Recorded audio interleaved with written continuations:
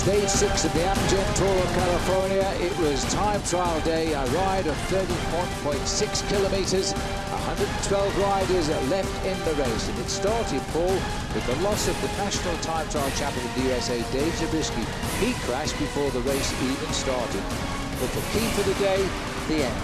Yes, it was very undulating and technical in the first part of the course, but the secret was that final 3 kilometers, 2-mile ascent up to the motorway circuit around here where everybody comes to ride motorbikes in the summertime, but today it's about bikes. It was indeed, and the trend was being set by the 22-year-old Australian Rowan Dennis on the American Garmin Sharp team. He flew around the course. He was best time at the bottom, and he maintained that to the top when he finished, almost overshooting the final bend. But he became the first rider to reach the finish inside 50 minutes, 49.20. A minute and a half faster than Christian Corren, who had been the overall leader at that point. A great ride by Rowan Dennis in a time that was going to stand for a long time. The last man to start was TJ Van Garderen, starting the day with a 42-second advantage over Michael Rogers, but he needed this individual time trial to lay down some foundations and give himself a big buffer before the mountaintop finish to Mount Diablo tomorrow. Scaling new heights on the right, they were seeing the man in yellow settle down into the race very early on. This was technically a very difficult course because it was quite hilly apart from the last climb. Brent Bookwalter out on course 2, riding on the same team as TJ Van Garderen. The BMC riders were trying to set good times. But right behind him and almost getting caught out by the camera was Louis Vestre, who'd set the fastest time out on the course. We're 1 second slower, in fact, than Rowan Dennis to the bottom of the climb. But there he is, the Dutch national time trial champion. He came around that corner to stop the clock with a new best time, 5 seconds faster than the Australian Rowan Dennis. Having a great week. He was the winner of the first stage in Escondido and then cracked on the big stage up the mountain in Palm Springs. Out on course, though, all of the last starters now were gapped by 2 minutes at the start house.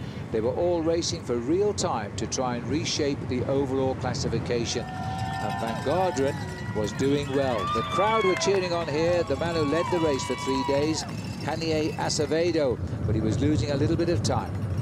But reports were coming from out on the course that TJ Van Garderen pulled back almost 1 minute on the man who started 2 minutes ahead of him in this race, and then disaster struck for Kanye Acevedo.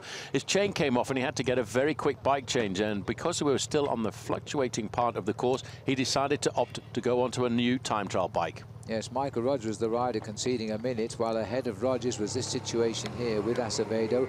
This was not a planned change. Many of the riders were changing the bikes, but further up the road at the start of the final climb from time trial to road bike. TJ Van Garderen opted not to change his bike at all, and it had effect. Meanwhile, Acevedo, this was the planned time trial change, but he was now losing time, and not far behind him in the distance was Michael Rogers, who was catching up. Yes, Acevedo is a very good climber. He showed us that when he won the climb up to the tramway outside of Palm Springs, which is why he decided to opt for a climbing machine to try and pull back some of the deficit that he lost out on the road. Michael Rogers also opted for the same tactic. Young lady there with her baby was finding she was in the right spot with all the riders throwing their bikes at her as Michael Rogers got underway. Meanwhile, the one rider making a lot of progress in this race was the Australian Cameron Meyer, producing a great time trial which would see him move up from 6th overall to 3rd overall in this race tonight as Meyer hits the line with the 4th best time, with others still to finish. Yes, that was a great ride that saw him climb up in the overall standings, but the big question was, could anybody dethrone Louis Vestre at the top of the overall leaderboard on the day? At 2 kilometers to go, TJ Van Garderen could almost see the back wheel of Michael Rogers a little bit further up the road, and Rogers could almost see the wheel of the Colombian rider Acevedo just around the corner from him too. Yes, the morning's top 3 riders, the last 3 to start, were closing in on one another, and TJ Van Garderen was making the most of it in yellow. At 1 kilometer to go now, he was offering us the real possibility he would win the stage as well as increase his overall lead. This is a man who's never won a major stage race in his life. Acevedo coming up. It wasn't a bad time because he climbed very well. In fact, on the climb, he had pulled away a little bit from Michael Rogers, so he would make a top 15 finish at the line. Well, we saw just recently in the Tour of Hila, he rode a very good individual time trial. Michael Rogers doing what he could to hold on to a very solid 2nd place in the overall standings. And when he came to the line, he stopped the clock with the 3rd best time, but there was still one man to come to the line. and he was wearing yellow. 3 times a world champion, Michael Rogers, and he showed us why there with a 3rd place finish, but the clock was indicating big gains here for TJ Van Garderen. It started in the yellow jersey, having won it the day before on the road down to Avalar Beach. Comes in, the clock was indicating he was going to finish and be the only rider to get inside 49 minutes with a tremendous lunge to the line. 48.52. He not only had won the stage, he had also increased his overall lead in the race. So that's the situation tonight, and we can have a look now at the overall standings here. TJ Van Garderen now leads the race by 1:47. Myers up from 6th to 3rd. Frank is in 4th place. Acevedo from 3rd down to 5th. Boucher also dropped a little down to 6th. Mancebo 7th.